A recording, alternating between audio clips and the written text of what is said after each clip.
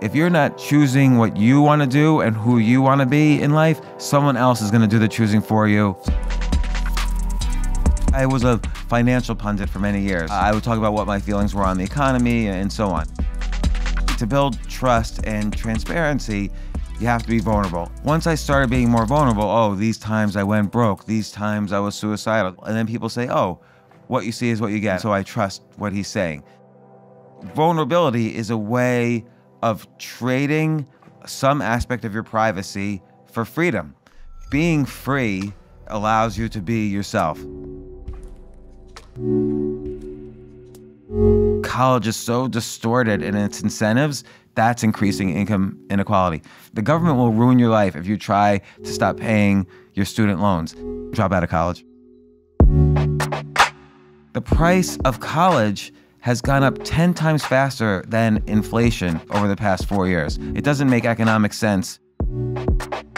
So you can learn classroom skills in the classroom. You don't only learn the skills of what you love, doing what you love. Saying no is so valuable for carving out freedom in your life. I started kind of practicing saying no in uncomfortable situations to things I normally would say yes at, and I realized I was getting so much more productive in my life. So I just want to do my agenda, not someone else's agenda that I strongly feel doesn't 100% align with mine. It's a very important rule for me. Never take time from the things you love to do more of the things you hate.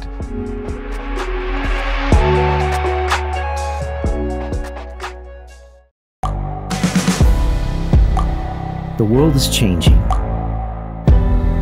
Inspiration is everywhere. It has never been so easy to connect, share, and bring people together. We're learning from others and finding the best in ourselves. Challenging our beliefs. Sharing our vulnerability. Overcoming our fears. Transforming ourselves so we can transform the world. How far can we go? This is London Real. I am Brian Rose. My guest today is...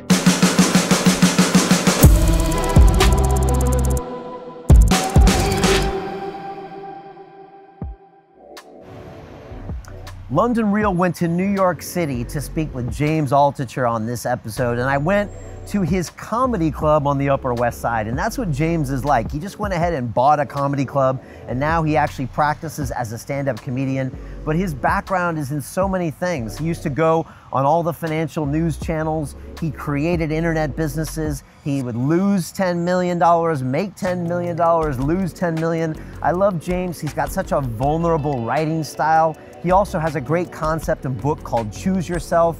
He's super curious, and it was great to reconnect with him at his comedy club. I hadn't spoke to him in about 3 or 4 years in London, and he's always surprising me with new ideas. He's also got a great practice that you can use, which is to write down 10 ideas every single day and see where that takes you in your life. Also, ideas can have sex with other ideas and create great new passions that could take your life in a new direction. So I know you're going to enjoy this incredible episode with James Altucher. This is London Real. I am Brian Rose. My guest today is James Altucher, the best-selling author, chess master, comedian, entrepreneur, and broadcaster. You host 2 podcasts, The James Altucher Show and Ask Altucher, and your blog, The Altucher Confidential, has over 25 million readers. You've written thousands of articles for the Wall Street Journal, TechCrunch, and the Financial Times, and your book, Choose Yourself, was named by Businessweek as one of the top 12 business books of all time. James, welcome back to London Real in New York City. Thanks for having me back, Brian. I'm glad to be here. I'm gonna take over your podcast or your video for the first 5 minutes. Is that okay? Yeah, I'm assuming you would. So this is you always James do that. This is James out. Be you quiet, on my Brian. show? Wait, I got to at least start the show. Or are you going to take it over? No. All right, go. This is James Altucher taking over for 5 minutes. Brian Rose's London Real. Brian, how are you doing? It's been 4 years since we last got together. 4.5 years.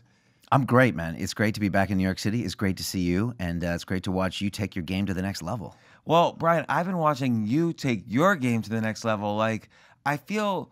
So you've been doing this for a long time, like 7 or 8 years, But I feel like 4 years ago when we met and I was on London Real, you were just beginning to really ramp and put your full resources behind it. And you have done an incredible job. Like, your audience is so much larger, and you've really taken advantage of YouTube, even more than you've taken advantage of the podcasting aspect of what you do. What did you do specifically to grow your audience so big? Good question. I mean, look, I started this as just a way to connect and communicate with people. I mean, I literally walked out of my job in finance for 10 years in London and started broadcasting. And it started off as a project. And then at one point, I actually had someone on my show who's become one of my mentors. And I just thought, you know what? If I'm going to do this, I need to go all in. So I just decided to invest myself and money and everything in the company and just to start pushing it as hard as we could. And why do you think you weren't going all in? Like, what were you doing? I think it was fear, to be honest, James. I think part of me it was like Grandpa in the woodshed. You know, I was like there. I was a one-man show. I was doing all the editing myself, and I just was being conservative. And I thought, I didn't have an income, and I was like, I'm going to spend all my banking savings on putting money into something I don't know is become a business. And I think it was just fear. And then when I decided, you know what, I'm just going to go all in on this. I'm going to hire people, and we're just going to go big.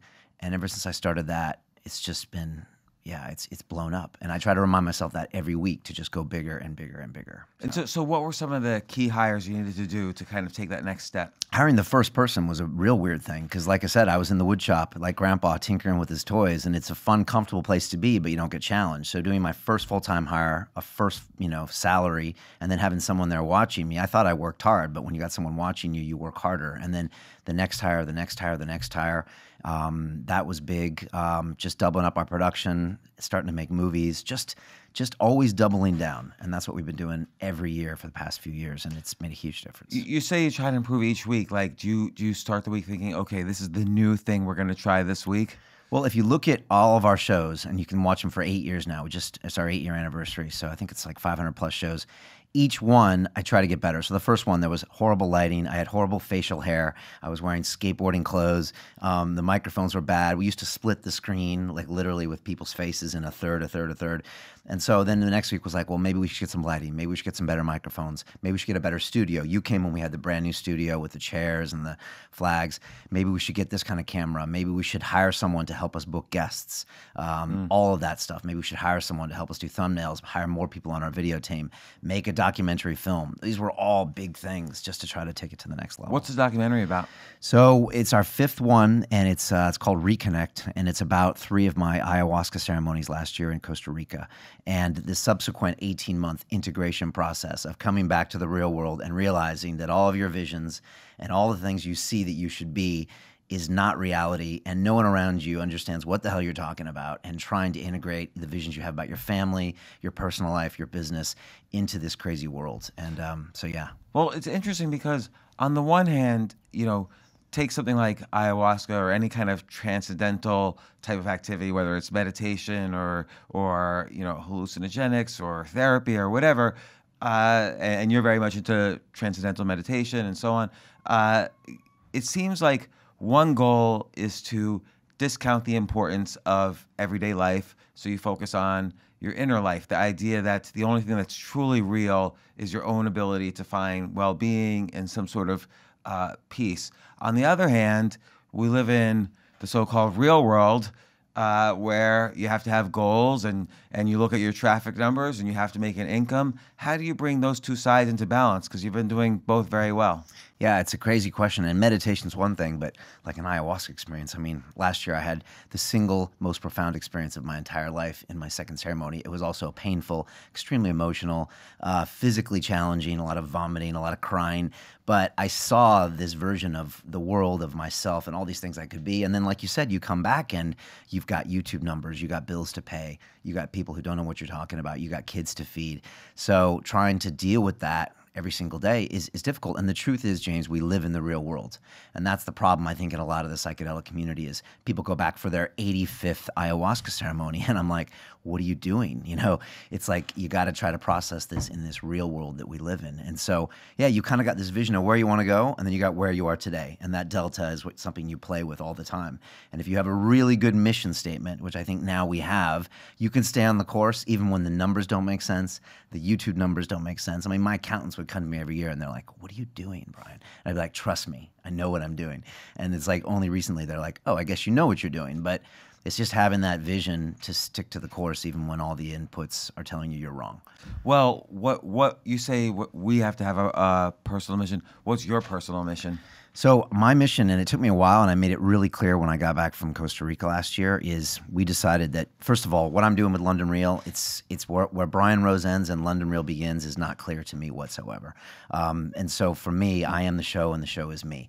And I have to be very careful who I let in the studio, including you, because these people literally changed the course of my life. I mean, I dress this way because I have a mentor called the $50 billion man. I move the way I move because of a guy named Ido Portal in Israel who teaches fighters like Conor McGregor in the UFC how to move. I mean, like everything about me has changed by people that have come on the show. And so it's just become my life. And so for me, we have a mission, and that's simply to create a mass scale transformation of humanity into a fully empowered, conscious, and cooperative species. And we thought about those words, fully empowered, conscious, and cooperative.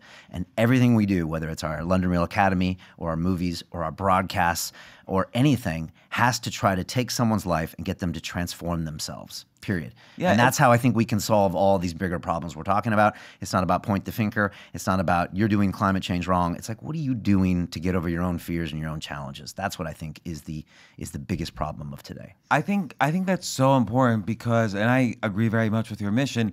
And so and I agree very much with, by the way, your philosophy and who you let into the studio. Like, people don't realize it. We're not reporters. Like, if someone's in the news, that doesn't qualify them, in my view, for a podcast. That qualifies them to have a little article in a newspaper.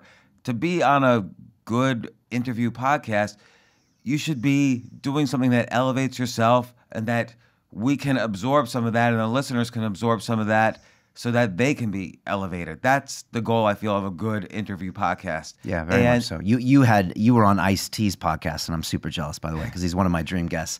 And he has a great saying. He said, Brian, it's not about the come up, it's about the come back. And so every guest on my show, I want to see what happened after they hit rock bottom. How did you come back from the loss? How did you come back from the struggle? How did you come back from the tragedy? That's something I think we can all learn from. So I agree. I don't care if you're an Olympic gold medalist. Honestly, there's thousands of those. I don't care if you're a rock star. There's thousands of those. But do you have a lesson you can teach us? That's how I invite people on my show. So and I deal with this as well, with over 500 guests on London Real and super peak performers from every area of life. I mean, I love your show. How do you think you've changed? Like, it's hard to know what you would have been like if you hadn't had these 500 guests. There's no way to speculate on that. But what do you do to make sure? I mean, you can't take, like, let's say each of the 500 people have 10 suggestions. You can't take 5,000 suggestions and automatically incorporate it into your life. How do you decide, okay, this is useful for me. I can practice this. I can try this. I can get better. I don't think I consciously decide. I think a few years ago, I looked at myself and I said, wait a second, something's going on with you. And, you know, like I said, we had this academy and we were teaching kind of a business accelerator course for a while. And then someone said, Brian, why don't you teach something more about life? And I started looking about all of my habits that I had picked up over the years. And I was like, wait a second. And I deconstructed each one down to the person that came on my show. From Tim Ferriss talking about low media, to someone talking about meditation, to someone talking about gratitude, Mimi and Alex Icon talking about gratitude, and all of these people. And then I deconstructed it. So I think it's subconscious. I think you just pick these things up. But let me tell you a few truisms, James. I have 2 young boys, 2 and a 3-year-old. They would not be born if it wasn't for London Real. Period. There's no way I would have allowed the love and let these people into my life.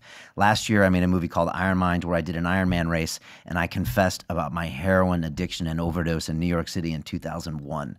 I hadn't told my wife in 16 years that information, and now I talk about it freely. I would have never talked about that, and it would have been down inside me as this thing I was holding on to, James, and I don't think I would have been free to fully live my life. So that's another example. I've been sober now for 2 years, haven't had a drink of alcohol. And again, it wasn't like I was completely out of control, but it was like, why am I doing that when I need to be more high performance? So that's the thing. I move every day. I'm a break dancer now. I mean, that's crazy. I'm 48 years old, but I'm literally 51. I'm a break dancer. Good man. And all right. I learned in London when I was 12. Really? Yeah. All right, we got to talk. I had Crazy Legs on, the guy from the Bronx. Yeah. He was in it's the movie Breaking, right? Yeah, he wasn't in Breaking. He was in the other one that took place in New York City. Yeah, Gosh, it was that opening scene at the dance club. Beat.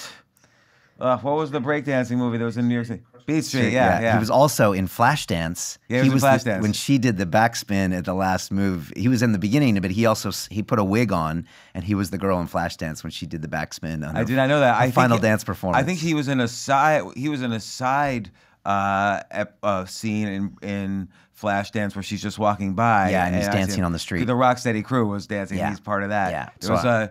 There was Crazy Legs in the so Crazy Legs, and then there was a couple like famous breakdancing names from the Rocksteady. Another guy crew. from the Rocksteady was there as well. Yeah. So I've had him on, a guy named Storm, who's a German breakdancer who kind of brought it all back about 10 years after Rocksteady did it.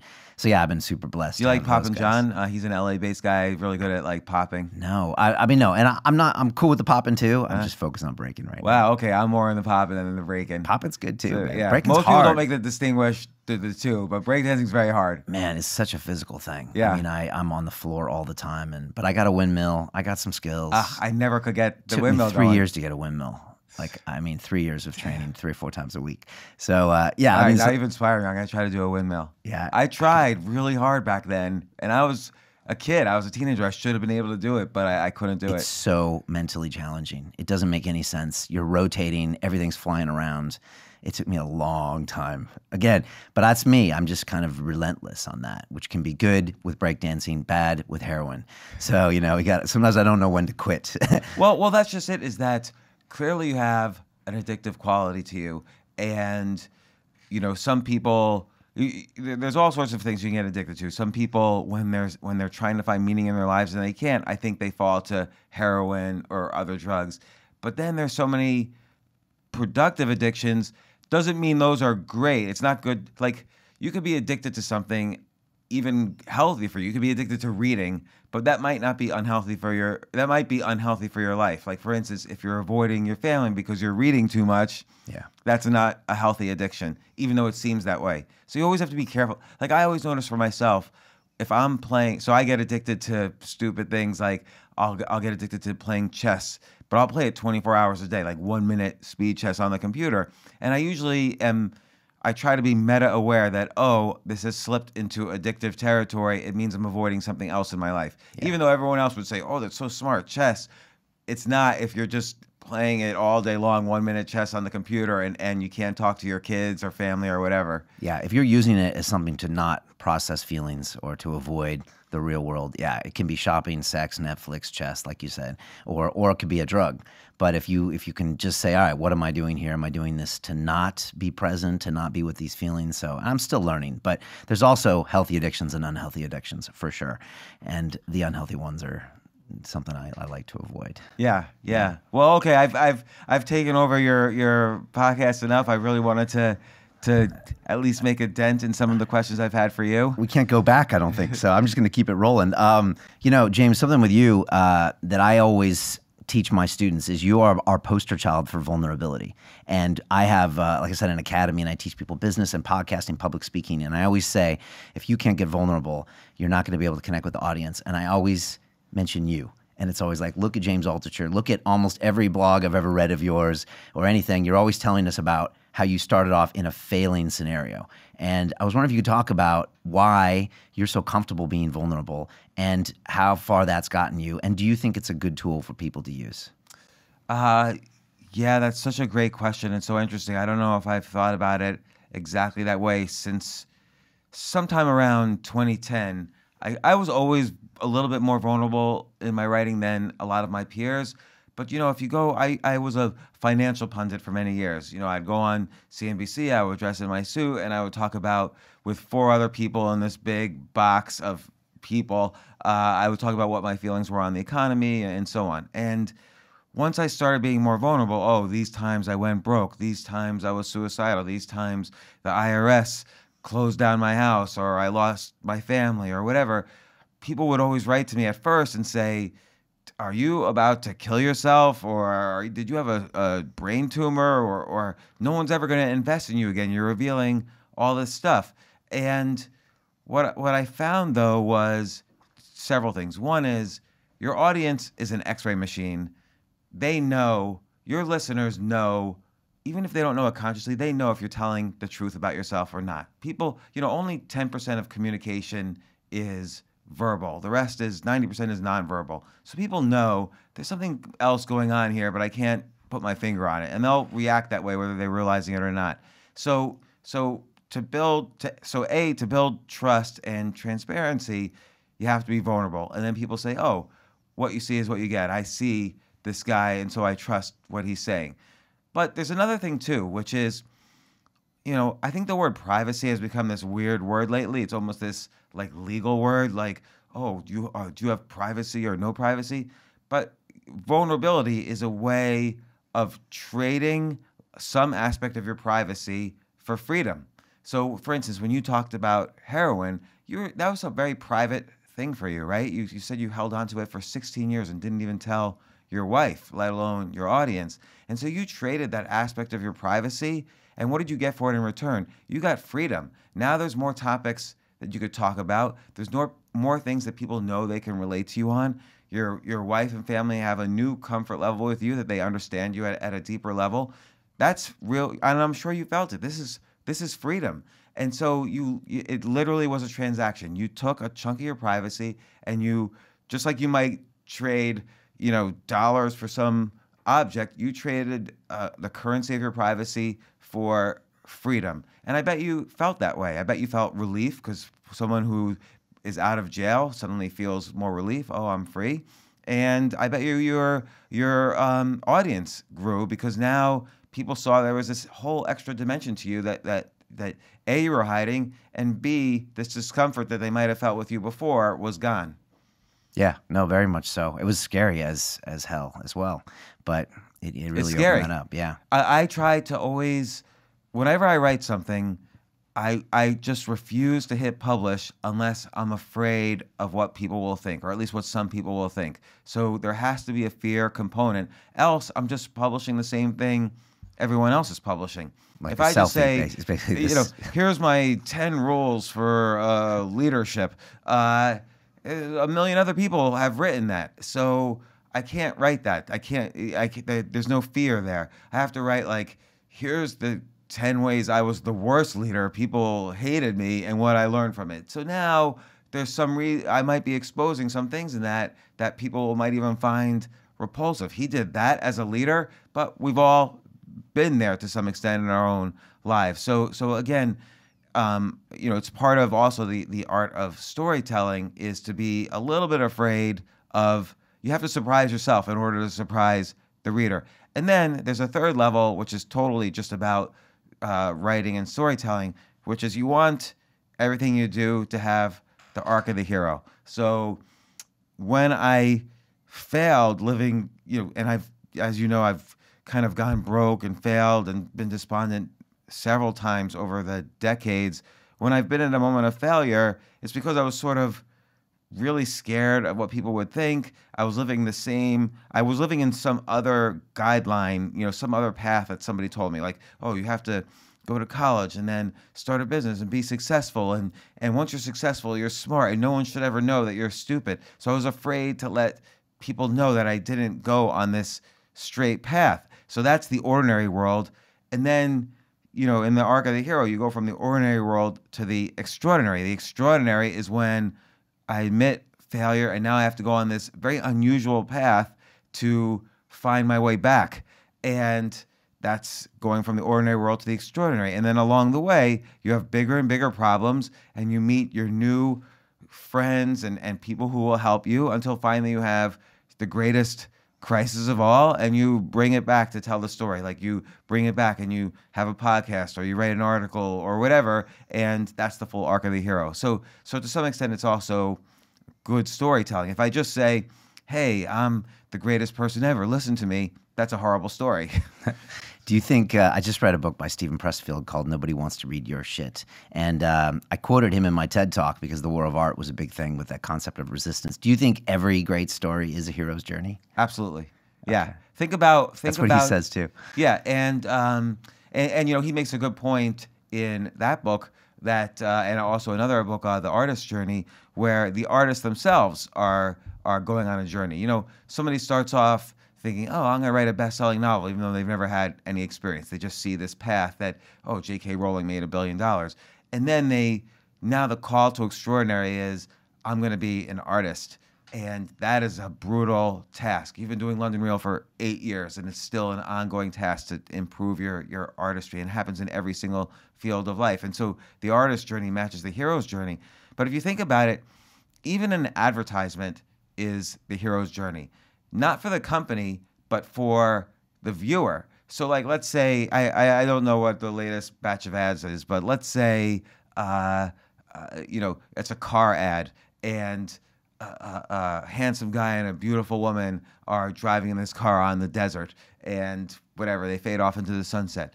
So the company is not the hero in this story. The car is not the hero.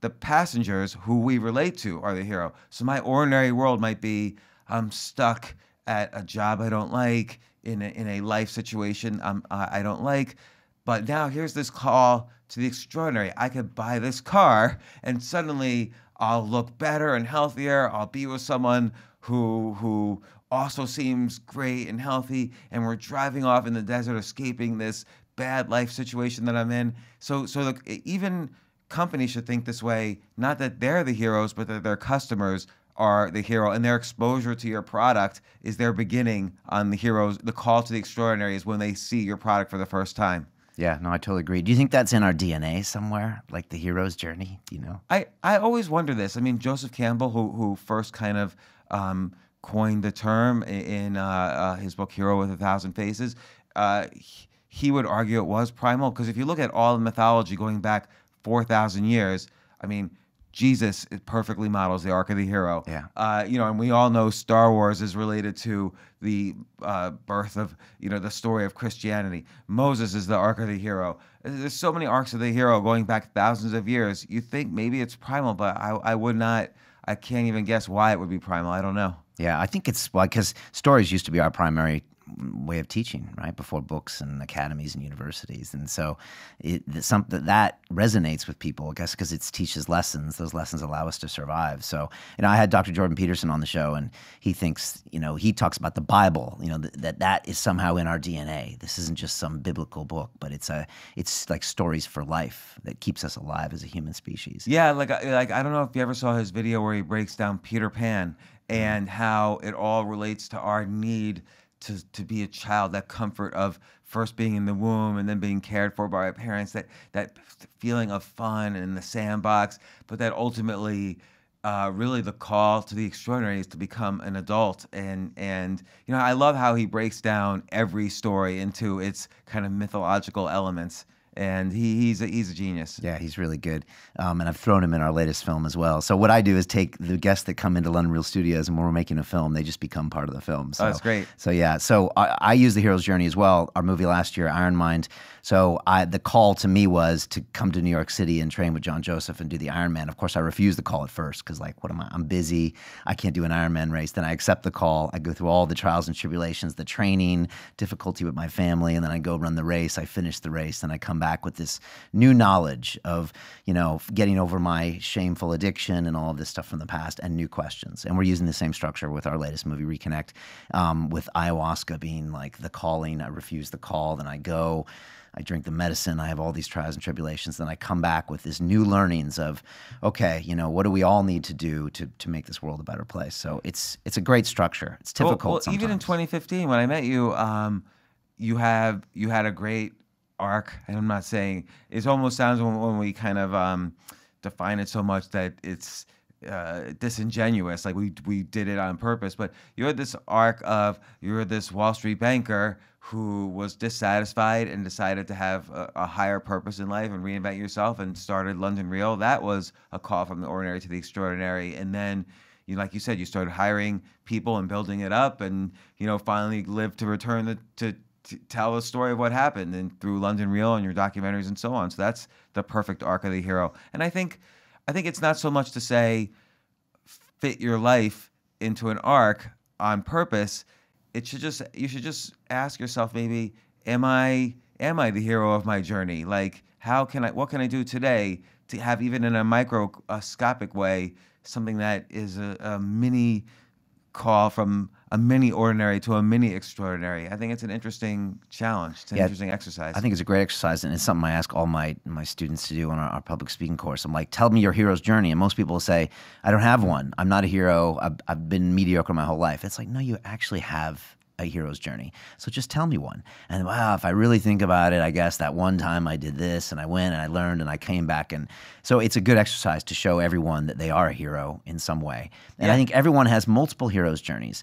I always like to say, I could tell a hero's journey about me trying to get here today. You know, like woke up, I was like, I got to go see James. Oh man, what am I going to take the subway? Am I going to take the taxi? I struggled here and then I got here and then boom, I've got this great knowledge of the transit system. You know, so there's so many different ones that you can tell. I think that's a great exercise, which I'm going to start doing today, which is how to make every day a mini arc of the hero, because it's there. It's always there. And if you think that way, I think, well, I don't know what will happen. We'll see what happens. That'll be my next experiment. So this is writing tips from James Altucher, is vulnerability forces you to basically follow the hero's journey arc, because when you start with some vulnerability, you're kind of putting yourself in that position. Yeah. And then hopefully you teach someone by that vulnerability, I got to this level, and you come back out the hero. Right. There's kind of, when you're sharing a vulnerability, there's two arcs of the hero. There's the initial one that you're vulnerable about, you know, going from a heroin addiction to not being a heroin addict. And then there's the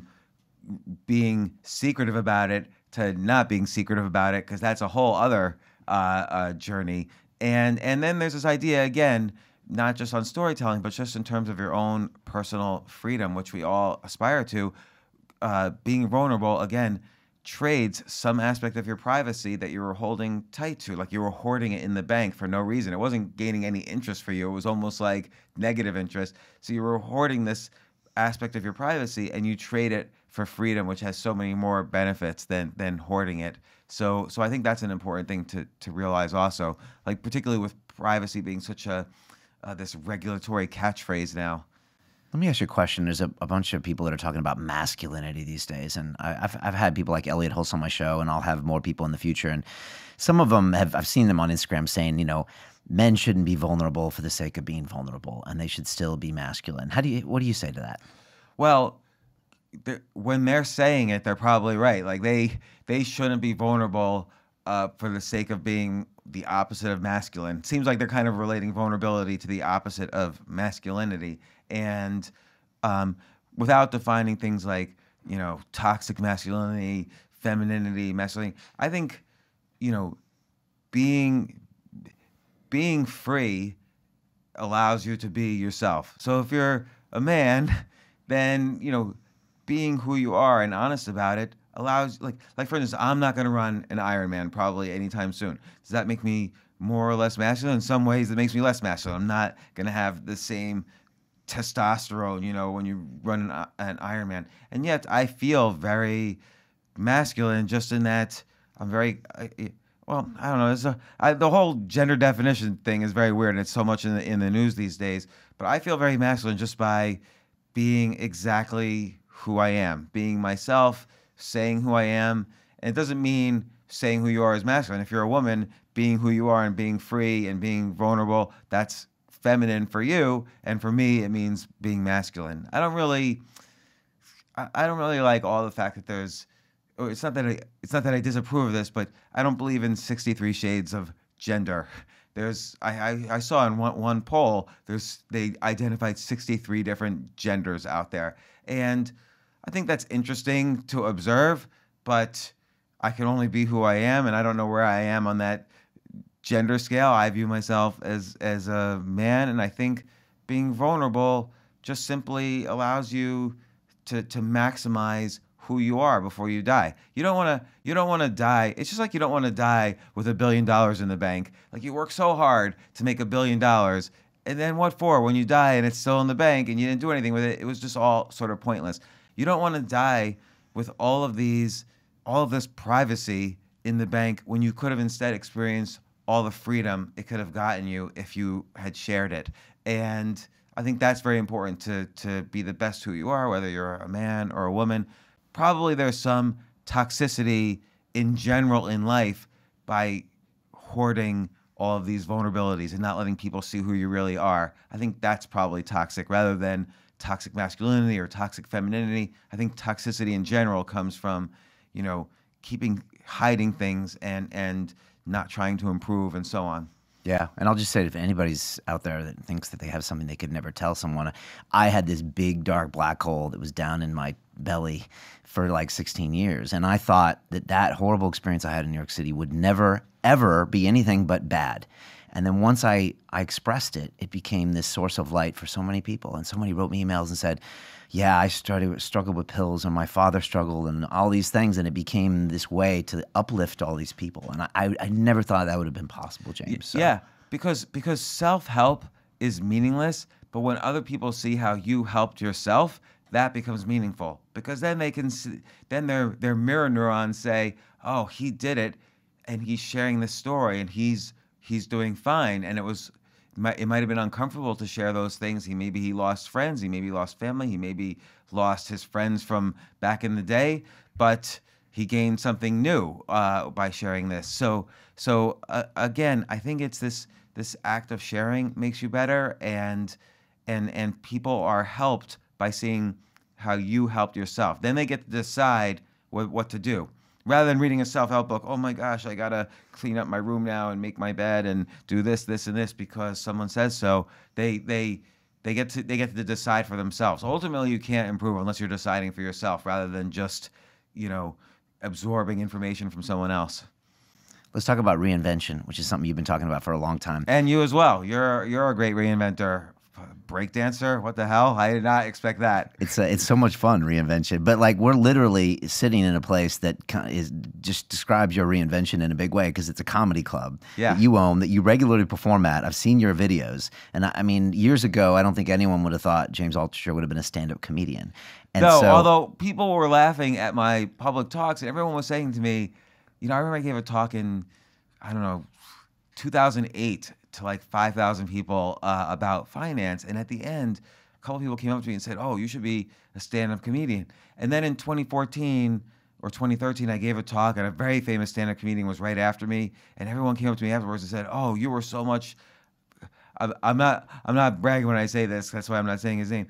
You were so much funny, you should definitely try this. So I tried it, and it was horrific. Not that I was horrific, but just the terror was, I had been doing public speaking for 15 years at that point. The terror was unbelievable to do 5 minutes of stand-up comedy.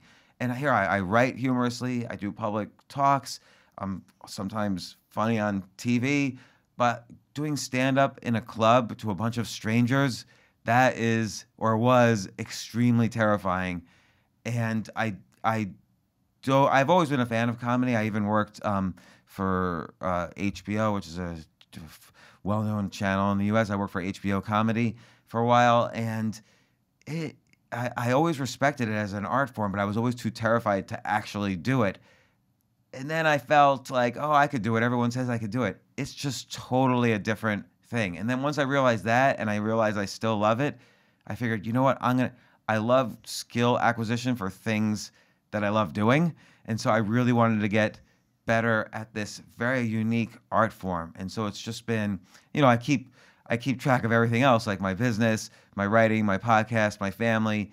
But this skill acquisition has become so important to me, and I've seen it reverberate into all other areas of my life as well. How so? It's been such a pleasure. Well, with stand-up comedy, and you've seen this more lately with the intersection between stand-up comedy and a lot of the political and public conversation about what's important in life. But with stand-up comedy, you're kind of training yourself first and foremost to observe unusual things. And so a lot of people will just live life, and this is normal. You take shortcuts so that your thinking is as easy as possible. You won't notice the interesting or the unusual because it's usually not so important to notice these things. But when you start to make it a practice, like that everything around you could have the unusual in it, the world becomes a different place, and it gives you more material to think about, to talk about, to write about, to observe in yourself. And then if you take that extra stretch of, you could communicate in unusual things in two ways. You could just write about it, and that's fine.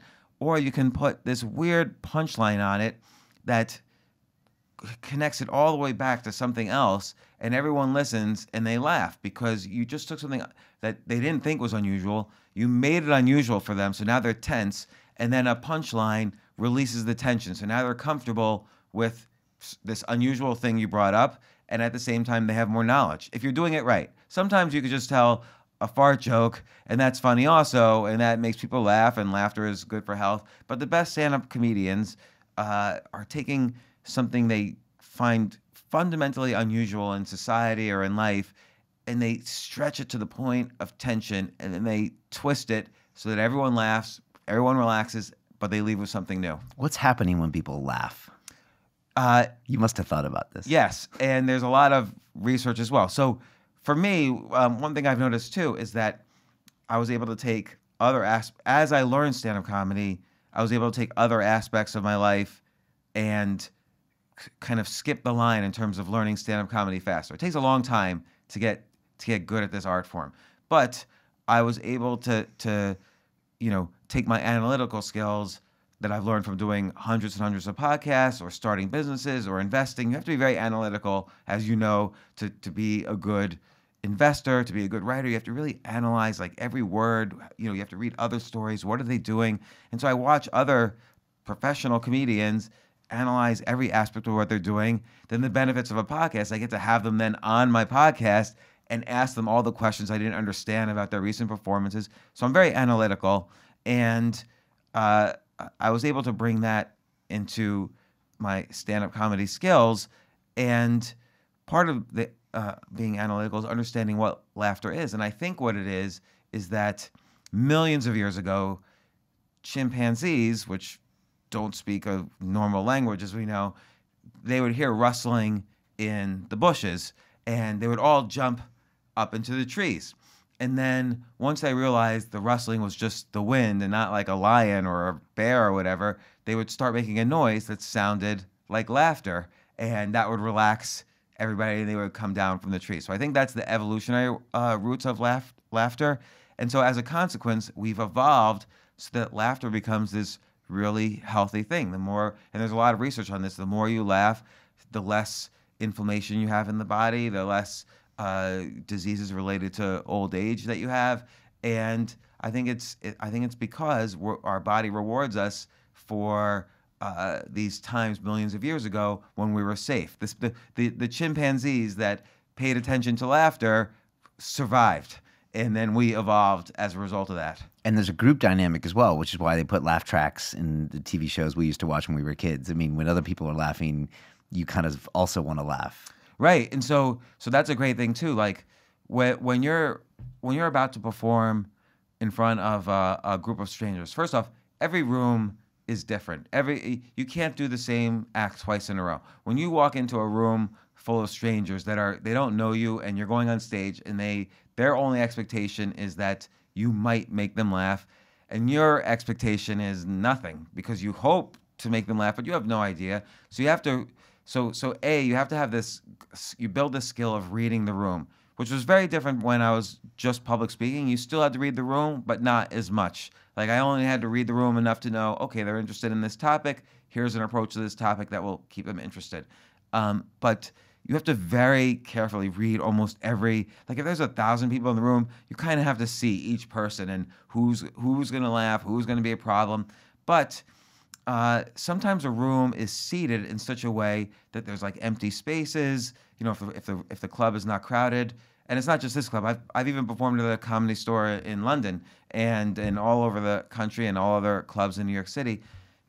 Sometimes the way people are seated will prevent laughter from going viral. Sometimes if these people are tourists from Sweden and these people are tourists from Venezuela, they might not, their laughter might not go viral. So you have to figure out how to build, literally it's called tribe building. You have to figure out how to build a tribe between these two tables so their laughter could go viral. So all of these kind of persuasion techniques, play into how you're going to get people to laugh, even if, your material is exactly the same. You have to do different things to kind of make your material work. Or you don't use your material and you just play with the audience. You have to read the room very carefully.